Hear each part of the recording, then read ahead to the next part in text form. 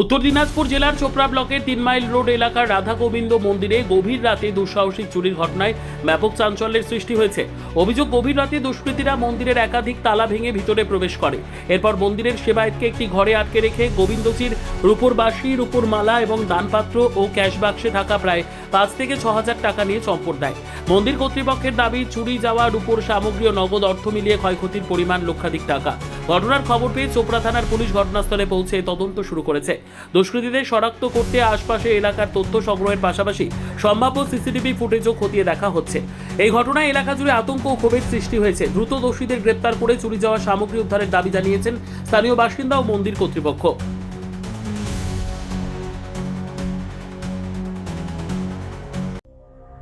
সংবাদটি নিবেদন করছেন স্বস্তিলোক উৎসব ভবন, গঙ্গারামপুর, দক্ষিণ দিনাজপুর।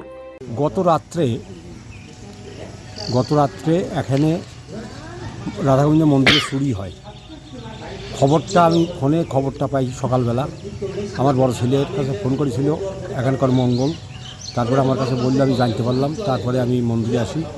আসার পরে দেখি এখানে মণি সাধু নাম করে একজন ছিল ভিতরে, কিন্তু ওরে লক করে আটকা রাখছিল। ও আর বেরোতে পারে নাই, আর ও শুনতেও ঠিকমতো পায় নাই। কিন্তু দুটো তালা ভেঙে ভিতরে যে ক্যাশ বাক্স ছিল সেই ক্যাশ বাক্সটার উপড়ায় ফেলে একদম। ক্যাশ বাক্সের মধ্যে অনুমান ওই 5-6 হাজার টাকা মতো ছিল, সেটা নিয়ে গেছে।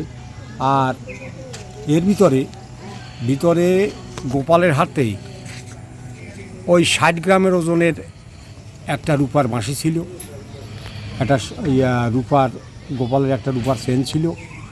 এটা দানের জিনিস, কিন্তু সেটা নিয়ে গেছে। ক্যাশ বাক্স ভেঙে নিয়ে গেছে, টাকা পয়সা।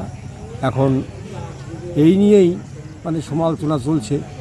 এখন কি মনে হচ্ছে? সর্বোত্তম সুযোগ সুবিধা রয়েছে আতিথেয়তায়। সুপরিচিত স্বস্তিলোক উৎসব ভবন, অতিথিদের যে কোনো অনুষ্ঠানের জন্য উপযুক্ত ওয়ান স্টপ ডেস্টিনেশন।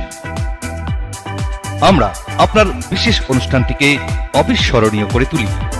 স্বস্তিলোক উৎসব ভবন, শিববাড়ি রোড, গঙ্গারামপুর, দক্ষিণ দিনাজপুর।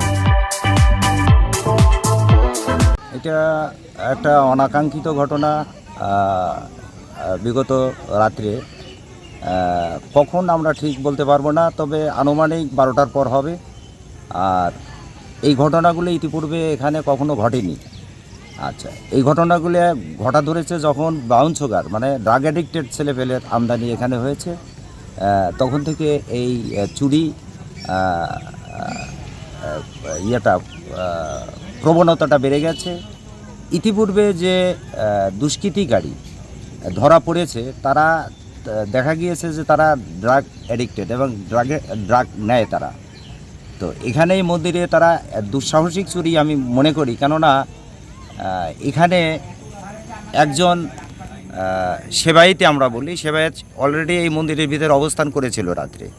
তা সত্ত্বেও এরা তালা ভেঙে, একটা না দুটো তিনটে তালা ভেঙে এবং ক্যাশ বাক্স ভেঙে নগদ টাকা, অলংকার এবং একটা বাঁশি ছিল, সেটাও অলংকার আবৃত, সোনা রূপা সহ বেশ পরিমাণ, প্রায় 5-6 ভরি রূপা এবং সোনা, এই সব কিছু মিলে এটা দুঃসাহসিক চুরি আমি মনে করি। এবং ব্যুরো রিপোর্ট, উত্তর বাংলা সংবাদ।